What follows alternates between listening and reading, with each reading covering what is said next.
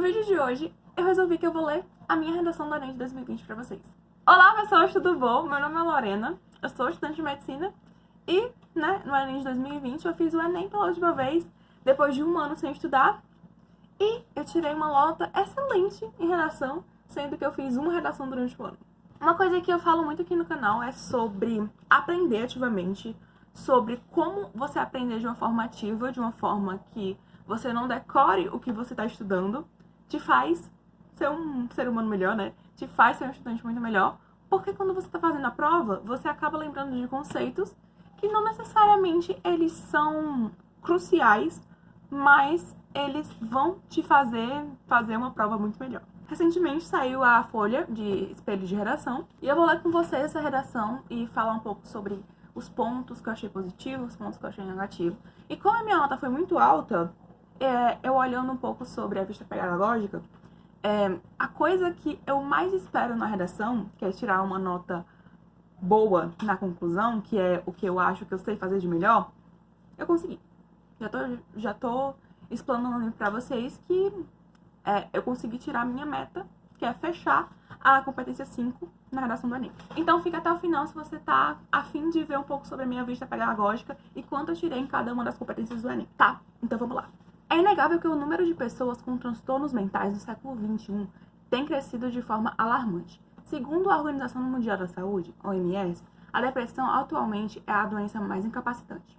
De fato, as doenças mentais se tornaram um enorme problema para a população brasileira, sobretudo por causa do péssimo estigma atribuído a essas pessoas e a falta de recursos repassados pelo Estado para os tratamentos. Se você não viu o vídeo que eu falo sobre como eu faço a minha redação do Enem, digamos que a minha redação é muito seca e ela é muito direto ao ponto. Todo o meu ensino médio, a minha construção de aluna, né, desde o fundamental, ensino médio, eu sempre fui taxada de uma pessoa que escrevia muito ruim. Sim, eu fui uma das últimas alunas que começou a saber escrever propriamente dito, né, no alfabetização, que era no meu tempo, hoje é o primeiro ano do ensino fundamental. E eu sempre fui a última a começar a entender como é que funcionava a parte de escrita. Mas eu sempre fui muito boa na parte de matemática, na parte mais de contas, especialmente dita, tá bom? Então, se você pegar o meu texto, pegar uns textos, sei lá, 960 de muitas outras pessoas, você vai ver que o meu texto é muito direto ao ponto e ele não enrola muito. Eu vou botar muitas aspas aqui, porque é um modo que eu aprendi que pra mim dava certo, sabe? E eu tenho amigas que conseguem tirar essas mesmas notas que eu, que escrevem perfeitamente, sabe? E eu fico tipo, gente, pelo amor de Deus, a minha nota não vale tudo isso. Mas se o Enem quis me dar essa nota, o Enem me deu essa nota. Pelo certo e pelo errado, eu tenho tirado notas acima de 900 nos últimos, sei lá, 4, 5 Enems. E se esse jeito é o jeito que tá funcionando, não vamos mudar, né? Vamos só aperfeiçoar pra tirar uma nota cada vez mais alta. Então, se você é do time aí, do time seco, comenta aqui embaixo, hashtag sou do time seco, tá bom? Bom, vamos lá. Primeiro parágrafo. Em primeira análise, o estigma negativo relacionado a pessoas com problemas mentais não é restrito ao século XXI. Na série de livros Crepúsculo, a personagem Alice é internada em uma clínica psiquiátrica por causa de suas visões, no século XX, antes de se tornar vampira, pelos próprios familiares. Trazendo tal situação para a realidade, o preconceito com pessoas com transtornos mentais é enorme, sobretudo aquelas que procuram ajuda psicológica para que os profissionais auxiliem em seus problemas. Confesso que, hoje eu lendo esse texto, eu reformularia melhor esse primeiro parágrafo e eu falaria mais sobre esse preconceito dos familiares, sabe? Esse preconceito da sociedade e sobre como isso faz falta, sabe? Para uma pessoa com problemas psicológicos. E que como você ser taxada de doida, que você ser taxada de uma pessoa mentalmente instável, é problemático nos dias atuais. Então vamos para o segundo parágrafo. Em segunda análise, o Sistema Único de Saúde, SUS, é uma dádiva para a população brasileira, principalmente aquela parte que não pode pagar por tratamentos particulares. Contudo, a verba repassada pelo governo para a saúde é insuficiente e, por isso, parte da população que mais sofre é relacionada à saúde mental, já que há um grande estigma negativo na sociedade brasileira sobre saúde mental. De certo, esse preconceito contribui para que a atenção e o dinheiro destinado aos Centros de Apoios Psicossociais, CAPS, sejam cada vez mais reduzidos pelos órgãos responsáveis.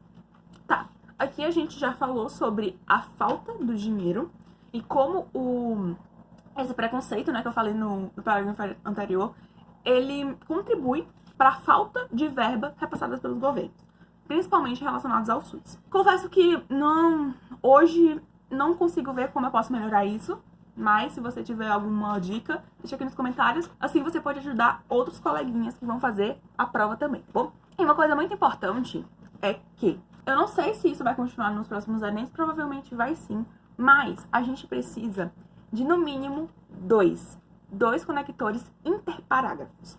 Que são o quê? Aqueles conectores que começam frases. Muita gente gosta de botar no segundo parágrafo, né, que é o primeiro parágrafo do desenvolvimento, e no quarto parágrafo ou no quinto parágrafo, que é o parágrafo da conclusão. Mas na minha concepção, eu acho que você tem que botar onde você conseguir, sabe?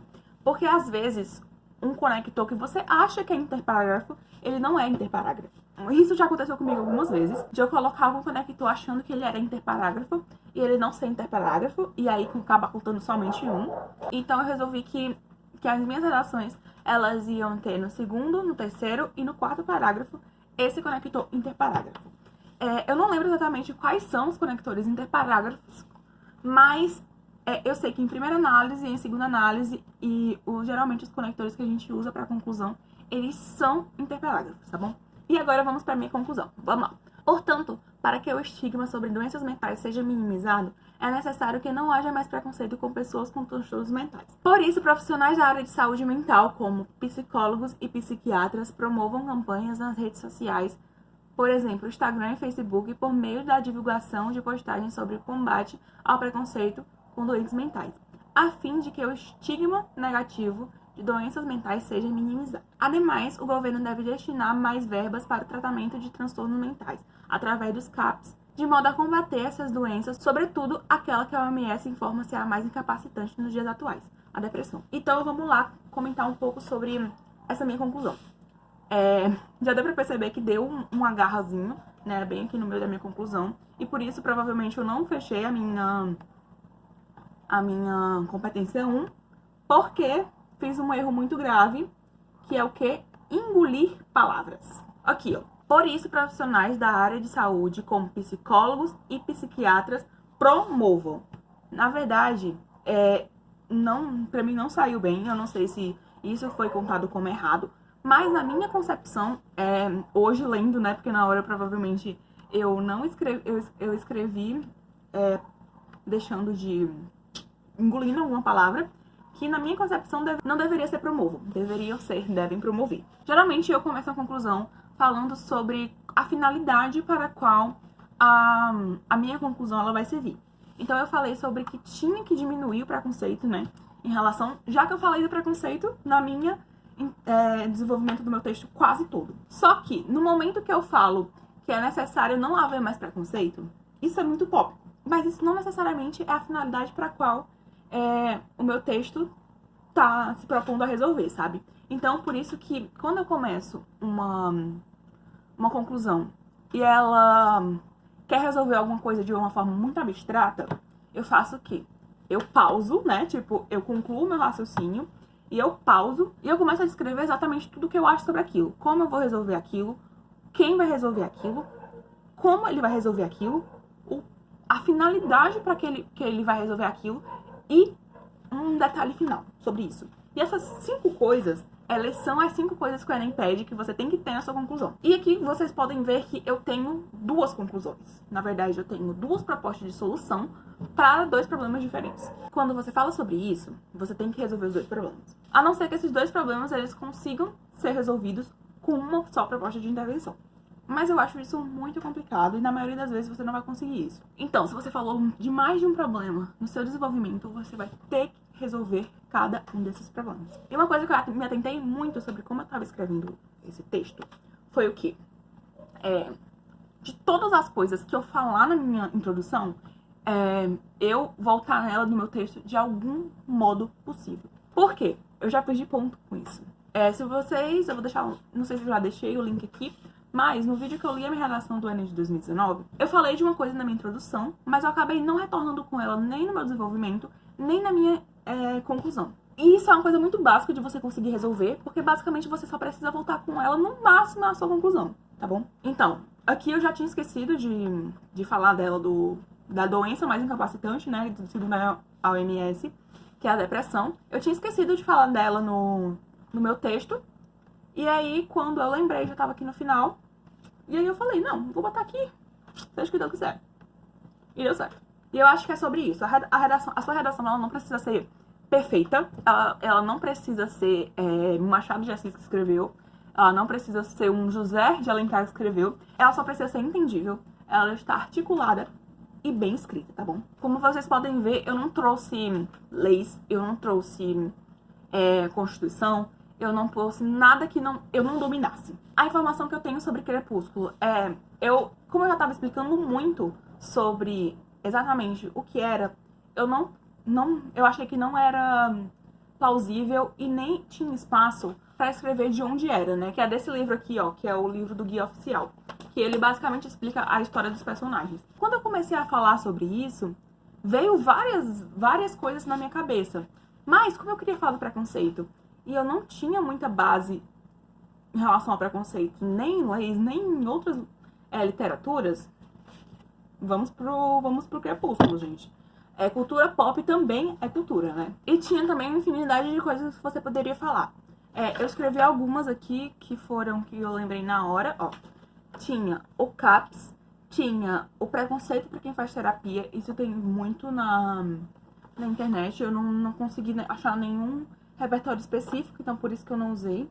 A banalização de usos de medicamento controlados. O estigma da loucura, né? Que no passado usava-se cadeira de choque, né? Pra tratar pacientes, enfim. Tem o fato que eu também usei a Alice do Crepúsculo. O Coringa, que tinha acabado de sair no cinema, né? Junto com o Esquadrão Suicida, que a Arlequina é uma psiquiatra que trata o Coringa. Eu não sei se essa informação tinha no texto motivador ou se eu lembrei na hora, que a OMS classificou a depressão como doença do século. Mas eu não lembro se essa da OMS era informação do texto motivador ou não. Mas independente de ser ou não do texto motivador, você só precisa ter um conhecimento de mundo, um repertório fora dos textos motivadores para você tirar uma nota boa. Para o seu texto ser considerado autoral. Eu tirei 180 na competência 1 e fora aquele deslize que eu dei na conclusão, eu não vi nada muito preocupante, mas provavelmente uma engolida de palavra é uma coisa considerada muito preocupante, tá bom? A competência 1 é a competência que fala sobre a sua escrita e sobre a qualidade da sua escrita, sobre a acentuação, sobre engolir palavras, né? E a tirar 180, né, na competência 1, diz que um me deu 200 e o outro me deu 160. Então, um viu provavelmente esse deslize maravilhoso que eu dei, que me dá gatinho até agora de ler esse negócio errado, e o outro não viu. A competência 2 é a competência da proposta, né, da redação em si, do modo que o texto é escrito, do tema do texto e da forma que o texto tem que ser escrito. Então, eu fiz um texto dissertativo argumentativo que tinha os elementos que o Enem pede, né, que é o repertório. Eu fiz tudo isso que o Enem pede, então tirei 200. Tirei 180 na argumentação, né, que é a competência 3. E eu confesso que eu já sentia que eu ia tirar uma nota mais ou menos depois que eu terminei o texto, porque não conseguia articular muito bem o meu primeiro parágrafo. A competência 4 é o que, né, que eu tinha dito pra vocês sobre conectores, conectivos, conectores interparágrafos e você dominar o uso desse tipo de conexão, sabe, entre o texto. Pro seu texto basicamente não ficar vírgula e pontos. E a competência 5, e a competência que eu fiquei mais feliz, porque é a primeira vez na minha vida inteira que o Enem consegue entender o que eu tô falando, né? Porque eu sempre faço a minha proposta de intervenção, que é a competência 5, do mesmo jeitinho. Geralmente eu fico aí com meus 160, com meus 180. Mas pela primeira vez, obrigada, corretores, né? E é isso, eu tirei 960 na minha nota final. Não sei se alguém vai vir falar que eu não merecia, porque a minha redação é muito tchá-tchá-tchá, sabe? Ela é muito rapidinha e eu não desenvolvo muita coisa. E uma coisa que eu tenho pra falar aqui no final com vocês é que a minha redação é desse jeito porque eu construí a minha redação desse jeito. Se você não se habitua a escrever essa redação e de um jeito que é seu, gente, quando você for fazer a prova, você vai sentir dificuldade. Porque eu ouvi de muitos amigos falando: Lorena, você tem que seguir o que a fulana diz, você tem que fazer o que a fulana tá dizendo pra gente fazer. E, gente, o modo que ela ensinava, eu não conseguia me adaptar.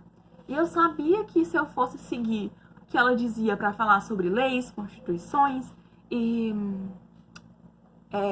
coisas muito específicas sobre o cotidiano dela e sobre o que ela dominava, eu não ia conseguir fazer uma boa prova. E pra mim isso era muito importante, sabe? Eu construí o meu próprio repertório, eu construí a minha própria redação. Pra uma pessoa que tirava, tipo, 480, 500 na redação no terceiro ano, que é o ano que você realmente tá tentando o Enem de verdade, tirar essa nota pra mim era muito doloroso, sabe? E hoje, com a nota que eu tiro, eu fico muito feliz e agradecida por eu ter crescido tanto, por eu ter aprendido tanto. E essa é a última dica que eu tenho pra dar pra vocês. Construam a sua própria redação. Não vai ser professor dando todas as dicas que você tem que fazer que vai te fazer tirar uma nota boa, tá bom? Siga todas as dicas que ele der, mas não siga tudo que ele falar.